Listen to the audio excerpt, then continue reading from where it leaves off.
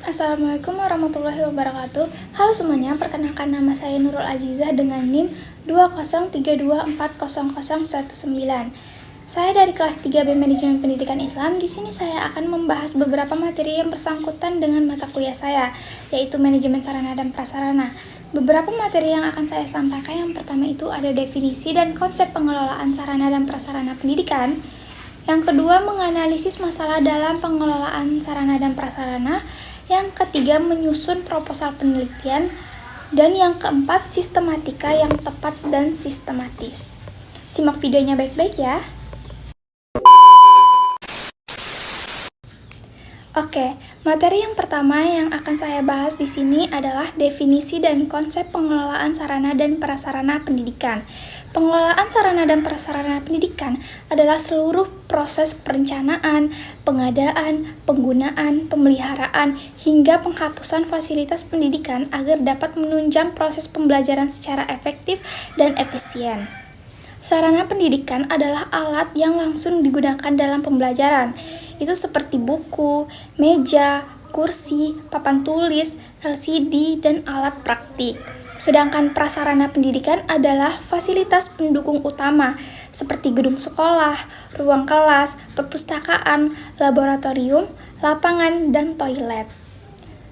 Dan konsep pengelolaan sarana dan prasarana menekankan prinsip efektivitas, efisiensi, transparansi, dan berkelanjutan agar fasilitas sekolah selalu siap digunakan dan sesuai kebutuhan peserta didik. Contoh sarana pendidikan itu ada buku pelajaran dan buku perpustakaan, meja dan kursi siswa, papan tulis, spidol, kapur, komputer, LCD, proyek, alat peraga, dan juga media pembelajaran. Sarana pendidikan adalah segala fasilitas yang tidak digunakan secara langsung dalam pembelajaran, tetapi berfungsi sebagai penunjang utama agar proses pendidikan dapat berjalan dengan baik. Pengelolaan sarana dan prasarana pendidikan adalah seluruh proses perencanaan, pengadaan, penggunaan, pemeliharaan, pengawasan, hingga penghapusan sarana dan prasarana pendidikan secara sistematis, efektif, dan efisien untuk mendukung tercapainya tujuan pendidikan. Dengan kata lain, pengelolaan ini bertujuan agar fasilitas pendidikan selalu tersedia, digunakan sesuai fungsi, terawat dengan baik, dan tidak menimbulkan pemborosan. Konsep pengelolaan sarana dan prasarana pendidikan dilaksanakan melalui beberapa tahapan utama, yaitu tahapan pertama, perencanaan. Perencanaan merupakan tahap awal yang sangat penting. Pada tahap ini, sekolah menganalisis kebutuhan sarana dan prasarana berdasarkan jumlah peserta didik, kurikulum yang digunakan, program sekolah, dan juga kondisi sarana yang sudah ada. Contohnya itu, sekolah merencanakan pengadaan komputer baru karena jumlah siswa meningkat dan pembelajaran berbasis digital mulai diterapkan. 2. Pengadaan adalah proses penyediaan sarana dan prasarana sesuai perencanaan yang telah ditetapkan. Bentuk pengadaan dapat berupa pembelian, bantuan pemerintah, hibah dari masyarakat, kerjasama dengan pihak lain. Contohnya itu, sekolah menerima bantuan dana BOS untuk membeli meja dan kursi baru. Yang ketiga, inventarisasi. Inventarisasi adalah kegiatan pencatatan seluruh sarana dan prasarana yang dimiliki sekolah secara sistematis agar mudah diawasi dan dikendalikan. Tujuan inventarisasi mengetahui jumlah dan kondisi fasilitas, mencegah kehilangan, dan juga memudahkan perencanaan perawatan. Contohnya itu, sekolah membuat buku inventaris berisi data jumlah, meja, kursi, komputer, dan alat peraga. Yang keempat, pemanfaatan atau penggunaan. Sarana dan prasarana harus digunakan secara optimal, tepat guna, dan bertanggung jawab sesuai dengan fungsinya. Prinsip pemanfaatan efektif, efisien, dan sesuai kebutuhan pembelajaran. Contohnya, laboratorium IPA digunakan sesuai jadwal dan diawasi guru agar alat tidak rusak. Yang kelima, pemeliharaan. Pemeliharaan adalah upaya menjaga sarana dan prasarana agar tetap dalam kondisi baik dan siap pakai. Jenis pemeliharaannya itu pemeliharaan rutin pembersihan, pemeliharaan berkala, perbaikan ringan dan berat. Contohnya memperbaiki kursi rusak dan mengecat ulang ruang kelas. 6 itu ada penghapusan. Penghapusan adalah kegiatan mengeluarkan sarana dan prasarana yang sudah tidak layak pakai dari daftar inventaris sekolah. Alasan penghapusan rusak berat, usang, dan tidak sesuai kebutuhan. Contohnya menghapus komputer lama yang tidak dapat digunakan lagi. Oke, materi yang kedua yaitu tentang menganalisis masalah dalam pengelolaan sarana dan prasarana. Analisis masalah adalah proses mengidentifikasi dan mengkaji hambatan yang muncul dalam pengelolaan sarana dan prasarana pendidikan.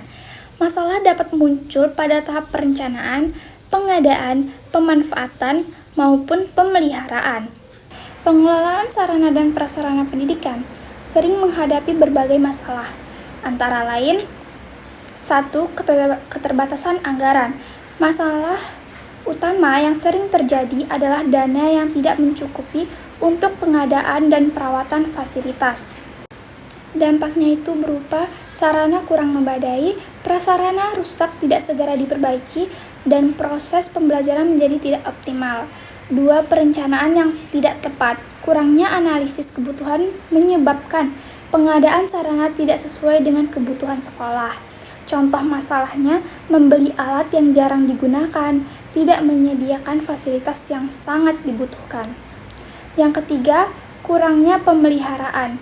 Banyak sarana dan prasarana rusak karena kurangnya perawatan rutin. Penyebabnya tidak ada jadwal pemeliharaan, kurangnya kesadaran warga sekolah. Dampaknya fasilitas cepat rusak dan menimbulkan pemborosan anggaran. Yang keempat, penggunaan yang tidak efektif. Sarana dan prasarana sering digunakan tidak sesuai fungsi atau tanpa pengawasan. Contohnya, siswa menggunakan alat laboratorium tanpa bimbingan. Ruang kelas digunakan untuk kegiatan yang tidak sesuai. Yang kelima, lemahnya sistem inventarisasi. Inventarisasi yang tidak tertib menyebabkan barang mudah hilang, data fasilitas tidak akurat, kesulitan dalam pengawasan. Yang keenam, kurangnya sumber daya manusia. Petugas yang mengelola sarana dan prasarana seringkali tidak memiliki kompetensi khusus. Akibatnya, pengelolaan tidak opsional dan profesional, peralatan tidak optimal. Kesimpulan yang dapat saya ambil itu pengelolaan sarana dan prasarana pendidikan merupakan aspek penting dalam penyelenggaraan pendidikan. Pengelolaan yang baik harus dilakukan secara terencana, sistematis, dan berkelanjutan, mulai dari perencanaan hingga penghapusan.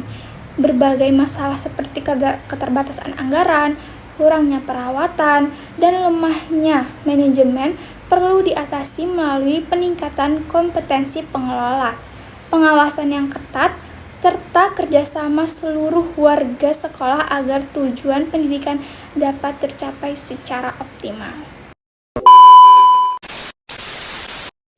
Selanjutnya yang ketiga itu tentang menyusun proposal penelitian. Proposal penelitian adalah rencana tertulis yang disusun secara sistematis dan ilmiah sebagai pedoman dalam melaksanakan suatu penelitian. Proposal berfungsi sebagai gambaran awal penelitian, baik dari segi permasalahan, tujuan, metode, maupun manfaat penelitian. Dalam bidang pendidikan, proses penelitian menjadi dasar untuk mengkaji fenomena pendidikan secara objektif dan terarah. Dalam konteks pengelolaan sarana dan prasarana pendidikan, proposal penelitian bertujuan untuk mengetahui sejauh mana pengelolaan fasilitas sekolah telah dilakukan secara efektif, serta bagaimana pengaruhnya terhadap proses dan hasil pembelajaran. Tujuan penyusunan proposal penelitian: 1. Menjelaskan latar belakang dan urgensi masalah yang diteliti. 2. Menjadi pedoman kerja peneliti agar penelitian berjalan terarah.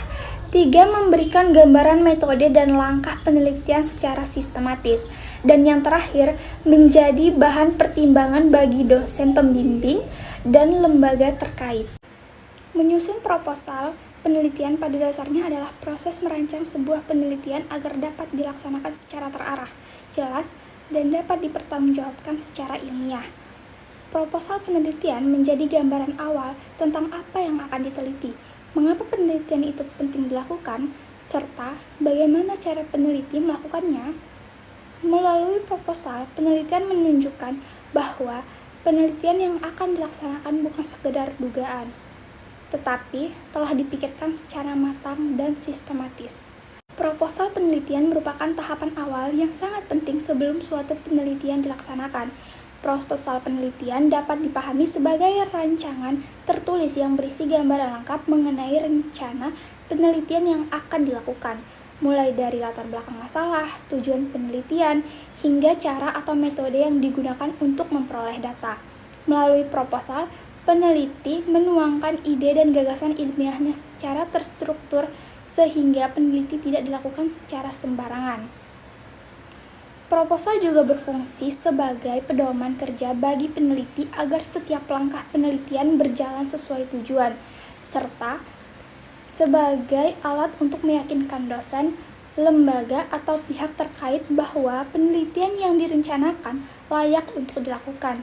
Dengan kata lain, proposal penelitian menjadi jembatan antara gagasan awal penelitian dengan pelaksanaan penelitian yang sesungguhnya.